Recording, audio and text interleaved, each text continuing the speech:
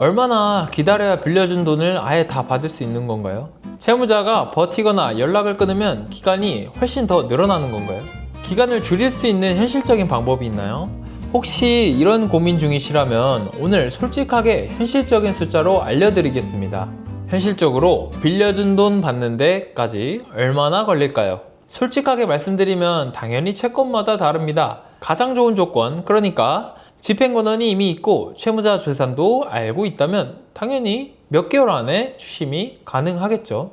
반면에 소송부터 새로이 시작해야 한다면 최소 6개월에서 1년 이상 기간을 잡으셔야 합니다. 요새는 더 늘어나고 있습니다. 채무자가 버티고 재산도 없는 최악의 조건이라면 수년이 걸릴 수도 있습니다. 아예 안 끝날 수도 있고요. 결국 지금 어느 단계에 있느냐가 전체 기간을 결정합니다.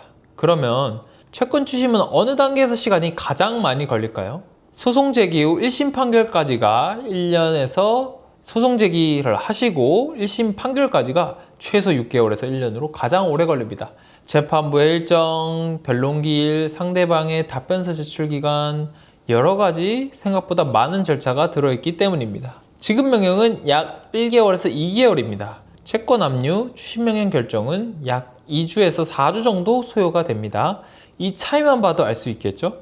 집행권은 앞 단계에서 판결을 얼마나 빨리 확보해야 하느냐가 이 기간의 핵심입니다. 소송부터 시작하는 것과 이미 집행권을 가지고 있는 상태에서 시작하는 것은 최소 6개월 이상 차이가 납니다. 만약에 채무자가 버티거나 연락을 끊으면 기간이 얼마나 더 늘어날까요? 실제로 이런 경우를 꽤 많이 봤습니다. 채무자가 주소를 옮기거나 연락을 아예 끊어버리는 경우죠. 이 경우에는 공시송달 절차가 필요합니다. 공시송달이란 쉽게 법원 게시판에 서류를 통해서 공고를 하는 방식인데 이 절차만으로도 수개월이 추가됩니다. 재산명시, 재산조회 절차까지 포함하면 6개월에서 1년이 더 소요될 수도 있습니다. 채무자가 개인회생이나 파산을 신청하면 강제집행 자체가 중지될 수도 있어서 기간 예측이 아예 더 어려워집니다. 이 경우에는 채권 신고 등 별도 대응이 필요합니다. 그럼 채권 추심 기간을 단축할 수 있는 현실적인 방법이 있나요? 네, 이 네 가지를 알려드릴게요.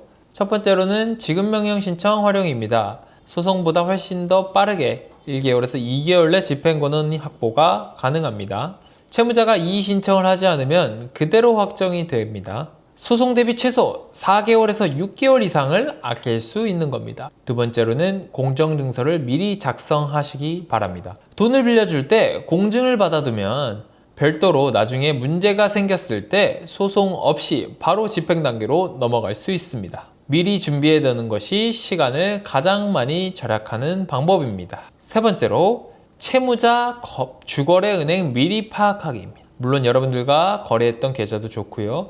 은행을 알고 있으면 압류 신청 즉시 추심 절차를 진행할 수 있습니다. 재산조회까지 기다릴 필요가 없습니다. 네 번째로 압류 명령과 추심 명령의 신청입니다. 처음부터 같이 신청을 하면 한 단계를 줄일 수 있습니다. 그럼 지금 당장 채권 추심을 시작하면 언제쯤 돈을 받을 수 있을까요?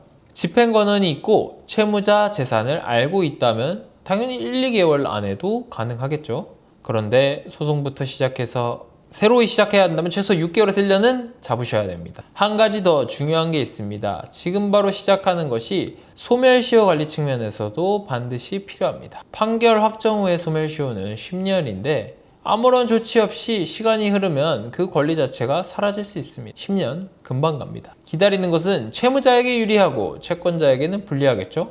오늘은 채권 추심 기간에 관해서 이야기를 나눠봤습니다. 빌려주신 돈을 못 받고 있거나 채권 추심과 관련된 질문이 있다면 댓글로 남겨주시고 자세한 상담이 필요하시면 본문의 링크를 통해 연락을 주시면 감사하겠습니다. 끝까지 봐주셔서 감사합니다. 임변이었습니다.